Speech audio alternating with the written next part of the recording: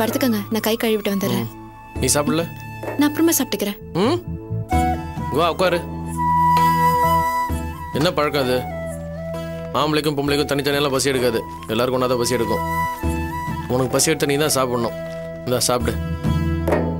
பார் துளசி, கல்யாணத்துக்கு அப்புறமா கஷ்டத்தை பங்கு போட்டுக்கிற வேலை பொண்டாட்டிக்கு மட்டும் கிடையாது, புருஷனுக்கும் சேர்த்து தான் இருக்கு. நீ என்னை பொறுப்பாக பார்த்துக்கிற மாதிரி நானும் ஒன்று பத்திரமா பார்த்துக்கணும்ல.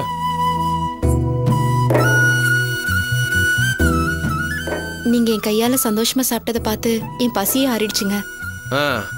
உன் பாட்டி காலத்துக்கு அதெல்லாம் இப்போ சொல்லின்னு இருக்கிற. நான் சாப்பிட்டா உன் பசி அடங்கிடுமா? புருஷங்காரன் சாப்பிட்டா அது அவன் வயிற்றுக்கு தான் போகும். உன் பசிக்கு நீ தான் சாப்பிட்டுக்கணும், அப்போதான் உன் பசி அடங்கும். சாப்பிடு.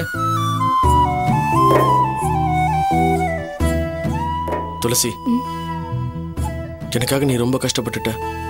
அந்த வலி என்னால் தாங்கிக்க முடியல.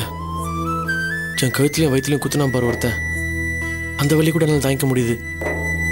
ஆனா பொத்தி பொத்தி பாதுகாக்க வேண்டியவங்களே உன்னை இந்த அளவு கொடுமைப்படுத்திட்டாங்களே, அதை நினைச்சாதான் எனக்கு ரொம்ப வேதனையா இருக்கு.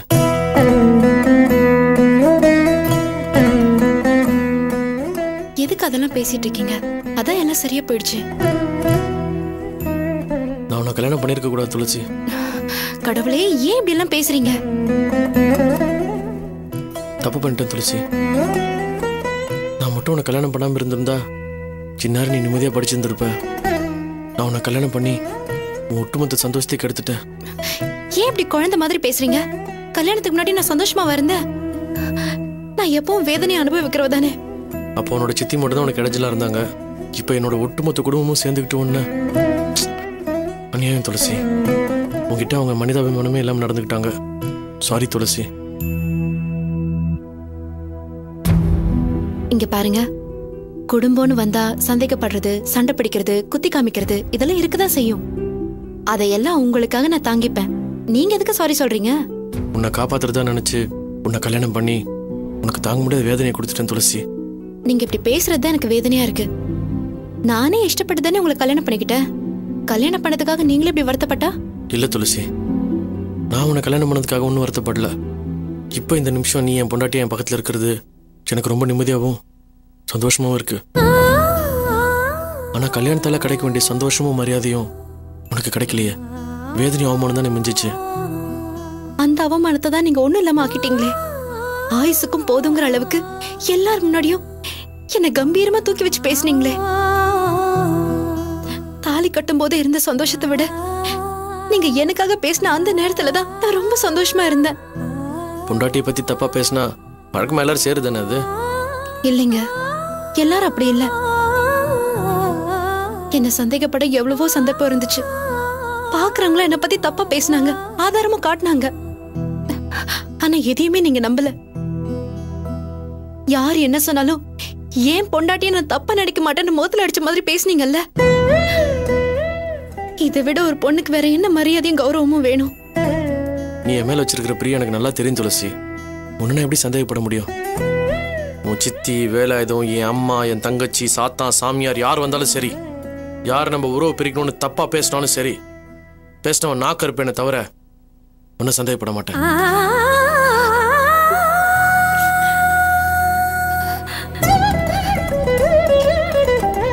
துளசி, ஏன் அழற?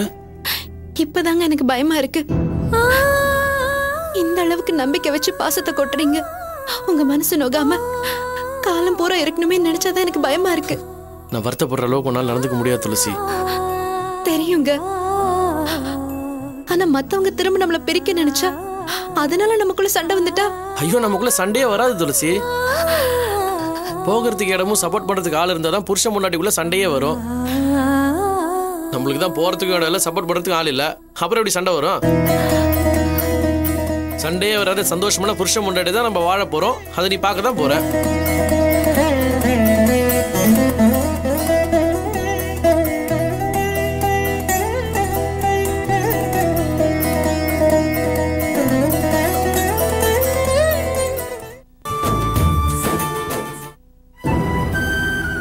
நான் ஒன்னு சொன்னா நீங்க கோவப்படக்கூடாது.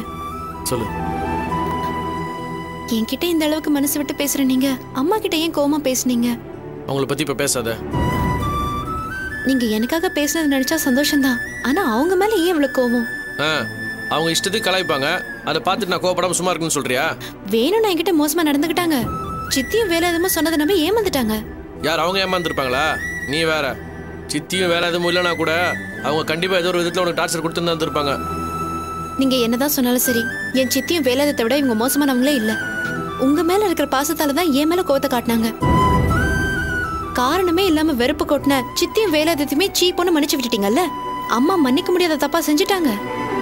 நீங்க கோவத்துல அப்படி எல்லாம் பேசிருக்க கூடாதுங்க. நான் ஒன்னும் கோவத்துல பேசல. பேசுறது நியாயம்னு தெரிஞ்சு தெளிவா தான் பேசினேன். அவங்க பண்ணதை என்னால மறக்கவும் முடியாது, மன்னிக்கவும் முடியாது.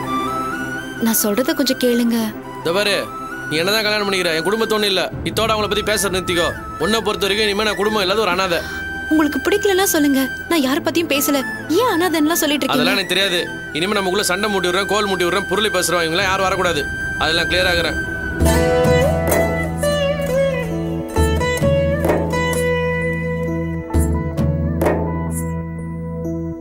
சாரி துளசி, உன்னை என் வழிக்கு வர வச்சு எனக்கு பிடிச்ச மாதிரி நடந்துக்கணும்னு அதிகாரம் பண்றேன்னு நினைச்சுக்கிட்டு இருக்கியா? இல்லைங்க, என் மேல அதிகமா பாசத்தை காமிக்கிறீங்க. பாசத்தை காமிக்கிறவங்களுக்கு பிடிச்ச மாதிரி நடக்கிறதா எனக்கு சந்தோஷம். உங்களுக்கு பிடிச்ச பொண்டாட்டியா தான் நான் எப்பவும் இருப்பேன். தேங்க்ஸ் துளசி.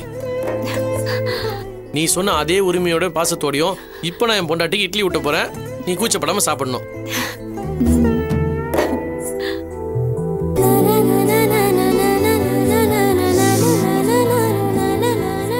நானே சாப்பிட்டுக்கிறேங்க. இல்ல, நான் தான் ஊட்டுவேன்.